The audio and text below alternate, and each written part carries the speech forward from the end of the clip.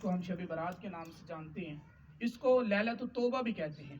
آقا علیہ الصلوۃ والسلام نے ارشاد فرمایا کہ جب شب برات آتی ہے تو اللہ خالق کریم قبیلہ بنو کلب کی بکریوں کے بالوں سے زیادہ گناہ گاروں کو معاف کرتا ہے۔ تو اس شب کے اندر ہمیں اپنے گناہوں کی بخشش مانگنی چاہیے، اپنے گناہوں سے استغفار کرتے رہنا چاہیے۔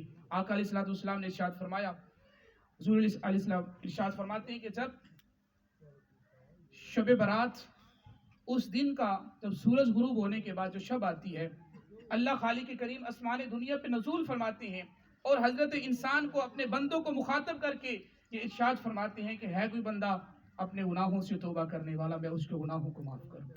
ہے کوئی بندہ رزق مانگنے والا، میں اس کو عطا کروں۔ ہے کوئی بندہ اولاد مانگنے والا، میں اس کو اولاد عطا فرماؤں۔ ہے کوئی بندہ مصیبت زدہ، میں اس کو مصیبت سے رہائی نصیب فرماؤں۔ ہے کوئی بندہ پریشانی میں مبتلا، میں اس کو رہائی نصیب فرماؤں۔ حضور علیہ الصلوۃ والسلام ارشاد فرماتے ہیں کہ خالق کریم کی طرف سے آواز آتی ہے کہ میرے بندے آ جا، میری رحمت جو بن پہ ہے۔ اور اس رات، شب برات کی رات، خالق کریم حضور علیہ السلام ارشاد فرماتے ہیں کہ قبیلہ بنو قلب کی بکریوں کے بالوں سے زیادہ اللہ گناہگاروں کو معاف کرتے ہیں۔